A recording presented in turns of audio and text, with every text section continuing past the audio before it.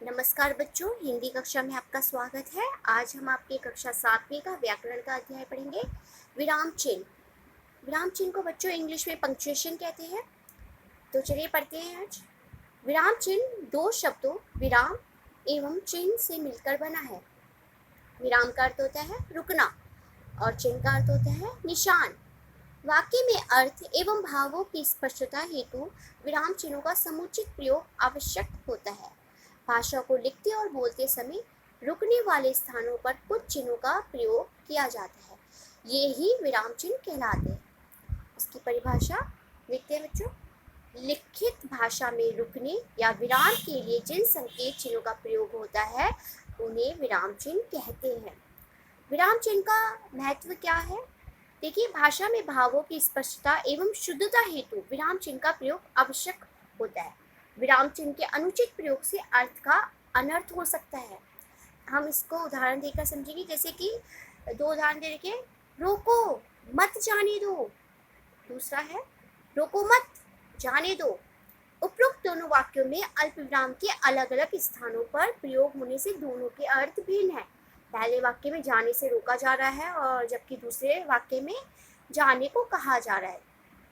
तो देखा बच्चों आपने, विराम चिन्ह के प्रयोग से बिल्कुल जो वाक्य था बिल्कुल ही अलग हो गए। अब हम विराम चिन्ह के प्रकार पढ़ेंगे। देखिए, प्रमुख विराम चिन्ह के ये प्रकार हैं, ये दे रखे हैं, जैसे कि अल्प विराम, अर्ध विराम, पूर्ण विराम, प्रश्न सूचक चिन्ह, विस्मय सूचक चिन्ह, अवतरण चिन्ह जिसे कि उद्धरण चिन्ह भी कहा जाता है, निर्देशक चिन्ह, योजक चिन्ह, कोष्टक चिन्ह, लाघव चिन्ह, विवरण चिन्ह, त्रुटि बोधक चिन्ह, समाप्ति सूचक चिन्ह, समानता सूचक चिन्ह। हम इन सभी के बारे में विस्तार पूर्वक समझेंगे। पहले हम अल्प विराम के बारे में जानते हैं। वाक्य में सबसे कम समय रुकने के लिए अल्प विराम का प्रयोग किया जाता है। इसके विभिन्न प्रयोग निम्नलिखित है, जैसे कि एक उदाहरण दे रखा है कि दिल्ली, कोलकाता, मुंबई और चेन्नई हमारे देश के प्रमुख महानगर है। तो जैसे कि कई शब्द है, इसको अलग करके अल्प विराम का प्रयोग किया गया है। अब जैसे कि अगर मैं कोई एक और वाक्य कहूँ कि जैसे कि माता जी ने बाजार से सेब, केले, अंगूर और अमरूद खरीदे।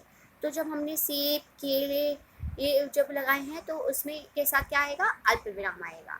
तो अब एक और उदाहरण समझते हैं, जैसे कि कथन लिखते समय अल्प विराम का प्रयोग होता है। जैसे कि नेहरू जी ने कहा आराम हराम है।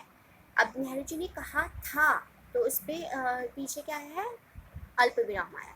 इसी प्रकार से वाक्यांशों को जोड़ने के लिए भी अल्प विराम का प्रयोग होता है। जैसे कि आदर्श पढ़ रहा है किंतु नेहा लिख रही है, तो ये वाक्यांश को जोड़ा हमने, तब भी हम अल्प विराम का प्रयोग करते हैं। अर्ध विराम, जैसे कि आप सेमी कॉलन कहते हैं, जैसे कि वाक्य में अल्प विराम से अधिक समय रुकने के लिए अर्ध विराम का प्रयोग होता है, मतलब कि अल्प विराम से थोड़ा सा अधिक समय लगता है इसमें।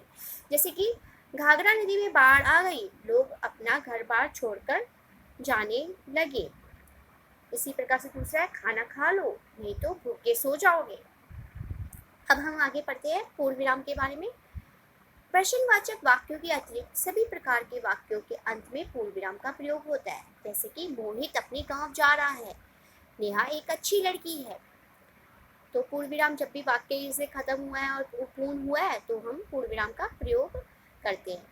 प्रश्न सूचक चिन्ह, जहाँ पर भी प्रश्नवाचक वाक्यों के अंत में हमेशा प्रश्न सूचक चिन्ह लगाया जाता है, जहाँ पे भी आपसे प्रश्न किया जाता है, जैसे कि आप कहाँ रहते हैं, आप कैसे हैं, आप कितने वर्ष के हैं, या वह कौन है, क्या तुम पढ़ रहे हो, ये सभी प्रश्न किए जा रहे हैं तो उसमें प्रश्न सूचक चिन्ह आएगा। विस्मय सूचक चिन्ह, जहाँ पर भी हर्ष माने खुशी, शोक, घृणा, आश्चर्य, भय आदि के मनोभाव को व्यक्त करने के लिए भी हम विस्मय सूचक का के लिए ही हम विस्मय सूचक का चिन्ह का प्रयोग करते हैं। जैसे कि शाबाश तुमने बहुत अच्छा काम किया, वाह कितनी सुंदर फूल है। इसी प्रकार से मैं अगर कोई घृणा का कुछ बोलूँ कि छी कितनी गंदगी है, तो यहाँ पे मैंने छी के पीछे भी हम विस्मय सूचक चिन्ह लगाएंगे। या भय के मैं कहूँ बाप रे इतना बड़ा अजगर, तो हम बाप रे के बाद अजगर वो लिखेंगे। पहले बाप रे के बाद कौन सा चिन्ह आएगा? विस्मय सूचक। इसी प्रकार से अवतरण चिन्ह के बारे में जानेंगे। अवतरण चिन्ह को बच्चों उद्धरण चिन्ह भी कहते हैं। ये दो प्रकार के होते हैं, एक हरा अवतरण चिन्ह अर्थात एक कोमा वाला, और दोहरा अवतरण चिन्ह जहाँ जहाँ पे भी दो कोमे आएंगे, जैसे कि ऊपर दे रखा है। इसका उदाहरण से समझते हैं। एक खड़ा अवतरण चिन्ह का प्रयोग ग्रंथ, शीर्षक अथवा उपनाम, जब भी कवियों के लेखकों के उपनाम होते हैं आदि लिखने में जैसे किया जाता है। जैसे कि रामधारी सिंह दिनकर हिंदी के प्रसिद्ध कवि है, तो जो दिनकर जो शब्द है उनका उपनाम था। जैसे सूर्यकांत त्रिपाठी निराला, तो जो हम निराला को हम किसमें लगाएंगे, एक हरा अवतरण चिन्ह लगाएंगे। इसी प्रकार से दूसरा उदाहरण देखिए, श्री रामचरितमानस की रचना गोस्वामी तुलसीदास जी ने की है, तो श्री रामचरितमानस पुस्तक है, तो ये देखिए इसमें हम एक हरा चिन्ह लगाएंगे। दोहरा अवतरण चिन्ह कहाँ पे लगता है बच्चों, जहाँ पर भी किसी भी बात को ज्यों का त्यों लिखने में किया जाता है, जैसे कि बात बदली ना जाए। जैसे कि बाल गंगाधर तिलक ने कहा था, स्वतंत्रता हमारा जन्मसिद्ध अधिकार है, तो जहाँ पर भी बातों को ज्यों का त्यों रखा जाता है, जहाँ पे भी बदला ना आ जाए, हम वहाँ पर उद्धरण चिन्ह लगाते हैं। अब जैसे कि मैं कहूँ कि महात्मा गांधी ने कहा करो या मरो, जो करो या मरो है ये मतलब कि इसमें भी हम दोहरा अवतरण चिन्ह लगाएंगे। निर्देशक चिन्ह है बच्चों, निर्देशक चिन्ह में हम इस चिन्ह का प्रयोग पहले संवादों के नाम के बाद किया जाता है। जैसे जो भी उदाहरण से पहले जो भी संवाद आएंगे उनके बात किया जाए। जैसे कि अभी हमने पढ़ा था वाक्य में विराम का अर्थ है, तो हमने कौन सा चिन्ह लगाया, निर्देश, कि विराम का अर्थ क्या होता है, रुकना। इसी प्रकार से छात्र बोल रहे हैं, छात्र के आगे निर्देशक चिन्ह लगाया, श्रीमान क्या मैं अंदर आ सकता हूँ।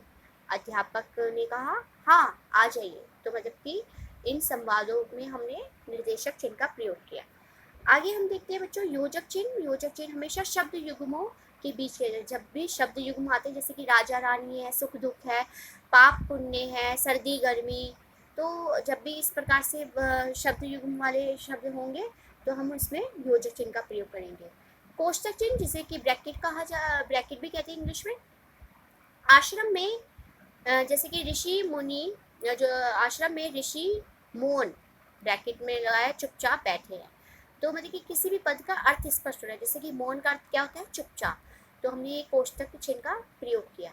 लाघव चिन्ह शब्दों का संक्षिप्त रूप से लिखने में लाघव चिन्ह का प्रयोग किया जाता है, संक्षिप्त यानी छोटा करके लिखने में। जैसे कि उत्तर प्रदेश हम पूरा ना लिखकर, तो अगर ऊ के बाद हम लाघव चिन्ह का प्रयोग करेंगे और प्रा में भी लाघव चिन्ह, तो सब पता चल रहा है कि उत्तर प्रदेश है। इसी प्रकार हम डॉक्टर इतना बड़ा ना लिखकर डॉक्टर के में डा पे मतलब कि डा के पीछे हम क्या लगाएंगे, लाघव चिन्ह का प्रयोग करेंगे, तो वो हम कर सकते हैं। जैसे कि इसमें लिखा हुआ है लखनऊ विश्वविद्यालय, इतना बड़ा ना लिखकर उन्होंने ला के बाद और वी के बाद क्या लगाया है, लाघव चिन्ह लगाया। पंडित में भी इस प्रकार से लाघव चिन्ह का प्रयोग कराया है। जब भी हम शब्दों को संक्षिप्त करके अर्थात छोटा करके लिखने में हम लाघव चिन्ह का प्रयोग किया जाता है।